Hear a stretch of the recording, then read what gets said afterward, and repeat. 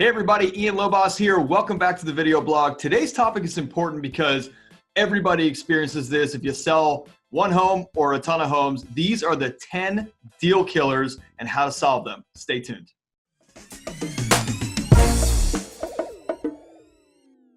All right, so we're gonna go through all 10 of these really quickly, and then down below, you'll be able to see the full write-up if you want any more information. So, number one deal killer, mold.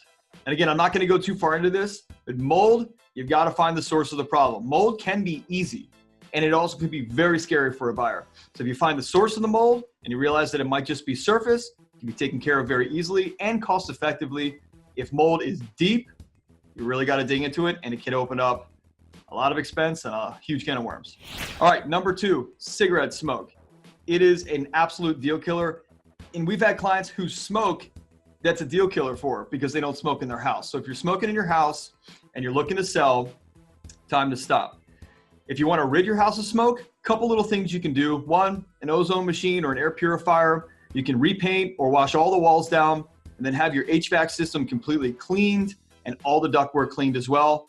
And then run new filters and keep running the machine all the time on consistent on. You should be able to clear that smell out. All right, number three, aluminum wiring or aluminum branch wiring. When home inspectors see this, it's always a red flag. So if you've got a house that has aluminum wiring in it, you can do a pre-inspection to be able to determine that. And if you don't want to change it, just understand that it could be, most likely is, an issue when a buyer comes through with their home inspector. Number four, foundational issues or structural issues. So these are huge deal killers because they come with what buyers presume is a high price point or a high price tag. So if you've got foundational issues in your house, whether it's a settlement crack through the basement foundation or you've got a wall leaning, you definitely want to get that looked at or taken care of before you put the house on the market.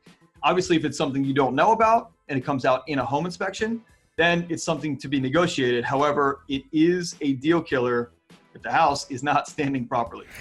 All right, number five, unpermitted structures. And what do I mean by that? So a deck, an addition, a big shed, a garage, anything else that's unpermitted on your property is going to be scary to a buyer. And why is that?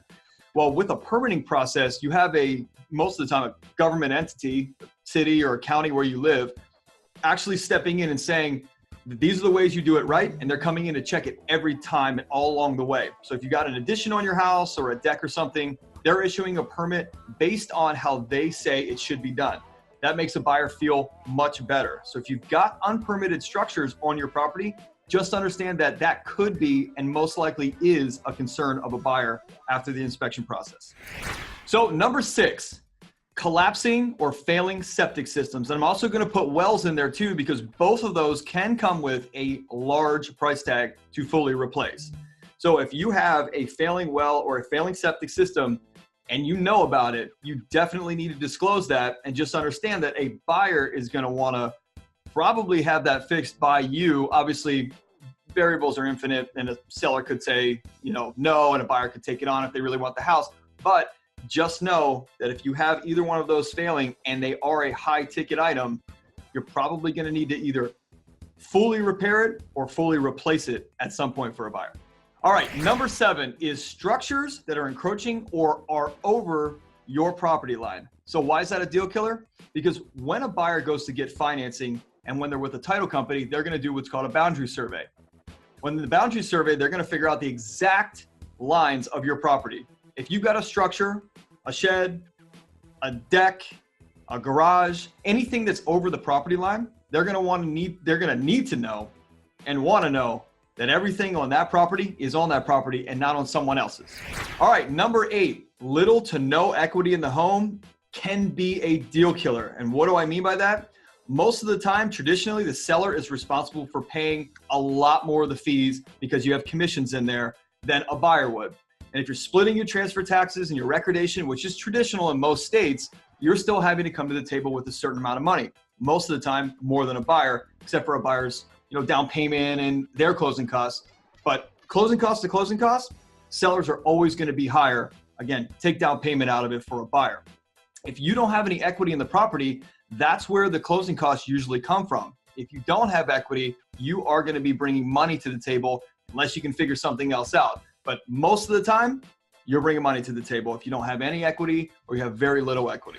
Number 9, buyers with inadequate funds to close. Obviously, that's like self-explanatory. However, it is a listing agent's job. If you have a great listing agent, the moment that they get an offer, they're going to present it to you. The next thing that they might do, or they might do it before they present, is they're going to call the lender for that buyer, and they're going to make sure that that lender has understood fully that buyer's buying power. What do we mean by that? Does that buyer have enough cash to close?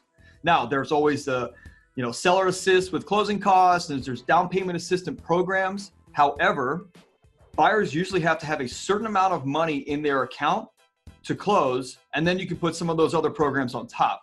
So when listing a property, something that we do for all of our sellers is we make sure that we are contacting the lender first to understand a buyer's position. Because we can present an offer to you all day, but if the lender made a mistake, which happens, and that buyer is razor thin on their credit or debt to income ratio, or they're not carrying enough cash and they don't have down payment assistance programs, and if you don't have enough equity in your home and you can't give them closing cost help, that's not your buyer. So buyers with inadequate funds, no good. And finally, number 10, difficult people. Let's break it down real simple. Difficult people kill deals. Unrealistic expectations, non-communicative with those expectations to either your agent or the other party, and just being uncooperative, period, will kill a deal. So jumping into a deal, set your expectations up front in terms of the terms that you want for your contract, your price points that you won't go below. Share those with your agent. That way your agent can advise you, if they're advising you properly, they can tell you, look, the house is $500,000, we're offering $350,000. It's unrealistic that we're gonna get a deal done when the comps are showing $490,000 or $500,000. So best thing to do, set your expectations up front and communicate them effectively. Make sure you have the right agent who can communicate those effectively to the other side, and you'll have success. All right, everybody, thank you so much for watching my video. As always, if you love this video, please feel free to share it on social media, email it out to your friends, call your friends and tell them about it, and tell them where to go watch it.